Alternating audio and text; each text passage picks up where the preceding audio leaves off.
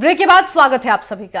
आजाद भारत के 75 सालों में राजस्थान ने हमारे लोकतंत्र को सशक्त करने में अहम भूमिका निभाई है। राजस्थान के एक गांव का नाम इसी कड़ी में आता है। इस गांव का नाम है आलूदा गांव। हो सकता है आपने भी ये पहली बार नाम सुना हो, लेकिन जब आप इसकी कहानी जानेंगे तो फिर आलूदा को कभी नहीं भुला पाएंगे। दरअसल आजादी के बाद लाल किले की प्राचीर से जो पहला तिरंगा फहराया गया था वो इसी गांव के बुनकरों के हाथों से बनकर तैयार हुआ था। भौरी लाल, चौथमल, महावर और उनके साथियों ने जो तिरंगे का कपड़ा सरकार को भेजा वो देश भर की खादी समितियों से आए कपड़ों में सबसे अव्वल रहा, जिस पर तिरंगा प्रिंट हुआ। लेकिन जिस मेहनत और शिद्दत से आलूदा ने देश की शान बढ़ाने का काम किया उसे साल दर साल भुला दिया गया। ज्यादातर तिरंगा बुनकरों ने बाहर का रुख कर लिया तो उनके कुछ परिवार अब गांव में बदहाली में गुजर बसर कर रहे हैं। इसके बावजूद तिरंगा बनाना उनके लिए सम्मान की बात है और देश भर में लहराता राष्ट्रीय ध्वज ही इनके लिए सबसे बड़ी कमाई है। हालांकि तमाम परेशानियों के बावजूद खादी और कांग्रेस से उनका जुड़ाव अभी भी बना हुआ है। हमारे सहयोगी मनीष शर्मा अपनी चुनावी यात्रा के बीच आलूदा गांव पहुंचे। देखिए उनकी ये खास रिपोर्ट। मैं इस वक्त एक ऐसी ऐतिहासिक जगह मौजूद हूं जिसने देश की शान बढ़ाने का काम किया है।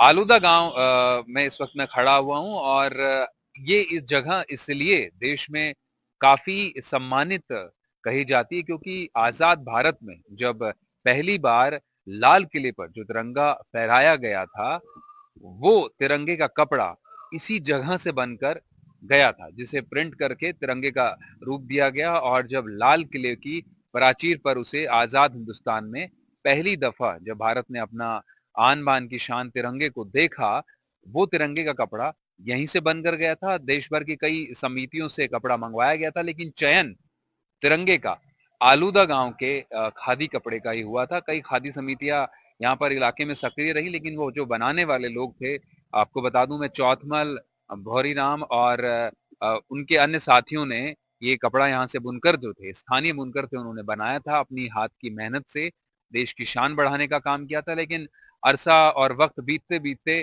काफी सरकारी प्रशासन की ओर से या कहें कि उन्हें नजरअंदाज किया गया, तो इस काम में अब काफी गिरावट आई है। लेकिन अभी भी कुछ लोग ऐसे हैं जो इस काम को अभी भी कर रहे हैं, शिद्दत से कर रहे हैं, और जो कपड़ा है, खादी का जो कपड़ा है, वो अभी भी बनाकर कई जगह भेजते हैं। तो कुछ ऐसे लोगों से बात करेंगे और उनके परिवारजनों से भी जानने की कोशिश करेंगे जो पहली बार तिरंगा भेजा गया था वो क्या किस तरह से उसके जुड़ाव है उनके साथ में, और आज भी किस तरह से उस कपड़े के काम को बनाने में लगे हुए हैं। आइए लिए चलते हैं आप। आलूदा में इस वक्त मैं मौजूद हूं और ऐतिहासिक रूप से जो ये धरती आलूदा की, वो देश की शान बढ़ाने के लिए जानी जाती है। जो पहला तिरंगा जो देश के लाल किले की प्राचीर से फहराया गया, उसका कपड़ा यहीं से भेजा गया था। एक ऐसे ही बुनकर हैं जो पीढ़ी दर पीढ़ी इस काम को करते आए हैं, और जो चौथमल महावर थे उनके रिश्तेदार हैं जो आज भी इस तिरंगे को लेकर अपना पूरी शिद्दत से और देश की शान बढ़ाने के लिए काम कर रहे हैं। इस वक्त तो मेरे साथ मौजूद हैं। मैं आपसे एनडीटीवी के दर्शकों से रूबरू कराना चाहता हूँ। क्या नाम है आपका? चिरंजी लाल जी, कब से आप ये काम कर रहे हैं? क्योंकि आपने बताया कि आपके बुजुर्ग पीढ़ी दर पीढ़ी ये काम करते आए हैं, और यहीं का जो तिरंगा झंडा जो पहली बार फहराया गया, यहीं से सिलेक्ट होकर गया था कपड़ा, यहाँ से चयन हुआ उसके कपड़े का। आपका कितना लंबा अनुभव है? और जो चौथमल जी और उनकी टीम ने जो कपड़ा बनाकर भेजा था आजाद भारत के लिए, वो आपके किस तरह से परिवार में हैं, और आपने उस तरह से कितना समय उनके साथ बिताया? उनके साथ तो बिताए थे 10-15 साल तक। फिर सन 1982 से हमने फिर ये काम स्टार्ट कर दिया। हम भी थोड़े थोड़े सीखने लगे, अभ्यास हो गया। जैसे करते करते हम भी ये काम करने शुरू कर दिए। आप 1982 से आपने बताया, ये बता रहे हैं कि 1982 से फिर इन्होंने अलग अपना काम शुरू किया, और ये खादी का तब से ही तिरंगा और जो कपड़ा है तिरंगे का वो बनाने का काम कर रहे हैं। तो क्या खास बात होती है, किस तरह से बनता है, आप थोड़ा हमारे दर्शकों के लिए समझा पाएं? ये क्या प्रक्रिया होती है, कैसे आप ये धागे का चयन करते हैं, किस तरह से रंगाई होती है? पूरी एक बार थोड़ा इसको आप थोड़ा सा दर्शकों के लिए साधारण भाषा में इसको समझा पाएं, इस पूरे झंडे बनने की प्रक्रिया को। झंडे के बनने के जो जो माल हमारे जो सूत काटते हैं, सर के सूत काटना पड़ता है, फिर उसको भिगोना पड़ता है, पकाना पड़ता है, फिर उसमें माटी देनी पड़ती है, उसमें फिर गट्टे बहुत मेहनत से फिर बाद में मशीन से करके फिर मशीन लगा के फिर हम आज से चालू करना चाहते हैं। कोई कोई झंडा है इस वक्त आपके पास में, अगर आप दर्शकों के लिए दिखाना चाहें? हाँ, मैं चाहूंगा आप एक बार थोड़ा मशीन से बाहर आकर, हम कोशिश कर रहे हैं कि आपको एक झंडा जो इन्होंने बनाया है, आप बाहर आ जाएं और थोड़ा सा दर्शकों को बता पाएं कि किस तरह से पूरी प्रक्रिया होती है, और जो सूत जो है इन्होंने एक चयन करते हैं उसमें खासा ध्यान रखते हैं, और फिर अलग अलग ढंग से मांड देकर उस कपड़े को तैयार ये करते हैं। तो ये ठीक है, ये आपने झंडा आपने बनाया है, किस तरह से रंगाई हुई है, और अब झंडे को देखते हैं तो सभी को जो है अपने आप में एक उल्लास दिखता है, और बड़ी हमारे सम्मान की बात होती है। आप इस काम को कर रहे हैं, बड़े गर्व की बात है। और क्या खास बात है इस काम में, और जिस तरह से आप ये अरसे से करते आ रहे हैं, ये जब झंडा आपने बनाया, आपने बताया कि सूत का ध्यान रखते हैं, फिर मांड देते हैं। एक बार थोड़ा और जरा प्रक्रिया थोड़ा-सा बताएँ हमको? ये तो हमारे मतलब क्या है कि हम तो बचपन से ये काम करते आ रहे हैं। तो हमारे मतलब जो हमारे भारत जो आज़ाद हुआ था, जब ये तिरंगा झंडा लहराया था, तो हमारे ये अड़ोदा गाँव में बनाया गया था। तो उसी प्रकार हमने भी हमारे थोड़े साहस हो गया, फिर सीखने लगे। ऐसे करते-करते जब ये सोचा मंगाने फिर हमने ये काम आप कह रहे हैं कि झंडा बनाना आपने बचपन से सीखा, और फिर आपको चाव लग गया कि आपकी बनाई हुई चीज़ एक सब जगह फहराई जाती है, और बड़ी देश के लिए भी सम्मान की बात होती है, और आपके लिए भी बड़े गर्व की बात है। की बात होती है। तो हम यही काम करते करते हैं, चाहे कम हो मेहनत, चाहे ज़्यादा हो, तो हम यही करते हैं। जी, आपने बताया कि ये चाहे क कम मेहनत हो, चाहे ज़्यादा हो, लेकिन ये काम आप करते हैं और करते रहे हैं पहले से। रुचि है हमारी, इसमें रुचि है।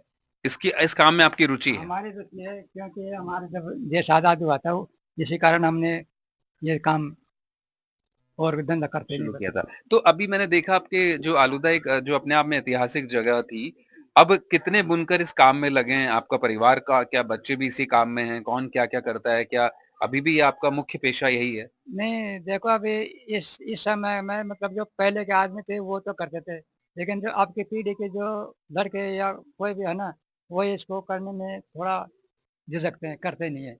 क्यों झिझकते क्यों हैं? क्योंकि इसमें थोड़े मेहनत ज़्यादा है, इनकम कम है, इसलिए कोई मतलब करते नहीं है। लेकिन वो जो एक आपने बताया कि गर्व की बात है, वो क्या नई पीढ़ियों के लिए नहीं है? आप बता रहे हैं कि हमारे लिए तो बड़े चाव था, अब ऐसा नहीं है? वो करते ही नहीं ये काम, वो कहते हैं कि हम दूसरी जगह मतलब ज़्यादा पैसे मिलते हैं, नौकरी कर लेंगे। इसमें कम पैसे मिलते हैं, ये कोई करता नहीं।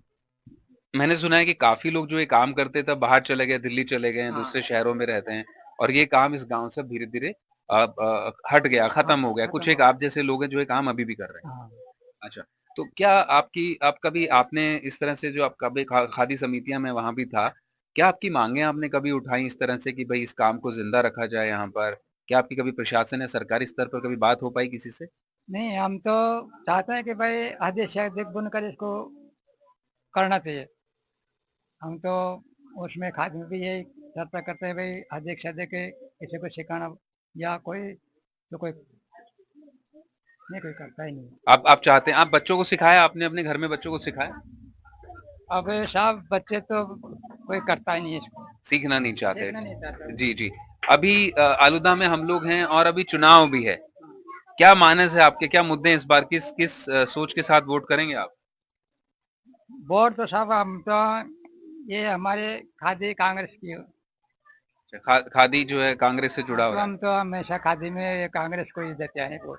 तो कभी कांग्रेस वाले नेता आपके पास आते तो आप पूछते नहीं हैं कि जो आपकी हालत है, जो हम जिस तरह से देखा मैंने इस गाँव में भी जो काम छोड़ चुके हैं, खादी का जुड़ाव आज भी कांग्रेस से, वहाँ तो खादी की माला पहनाई जाती है आज भी। आप कभी सवाल करते हैं उनसे? आते हैं लेकिन यहाँ कोई बाजी आते हैं लेकिन कोई आता है बातचीत करता ही नहीं है, बातचीत करते नहीं हैं, करते नहीं है। वो अपना काम करा के फिर चल।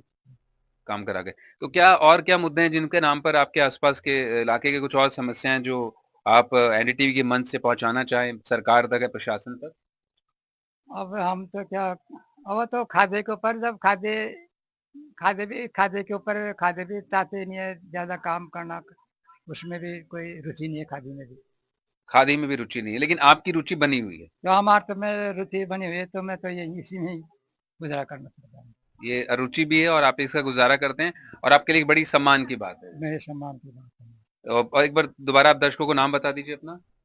मेरा नाम चिरंजीलाल महावर है जी, ठीक है। और गांव का आलोदा गांव का रहने वाला हूँ। जी, तो ये चिरंजी लाल जी थे महावर, जो इनके आपके बड़े बाबा थे जिन्होंने पहली बार जिन्होंने चौथमल जी ने ये वैसे झंडा बनाया था। वैसे पहले जो ये काम शुरू किया था उसमें कम से कम वैसे 15-20 आदमी थे करने वाले। हुँ, मतलब जो जो कपड़ा गया था उसमें एक कारीगर का गया था।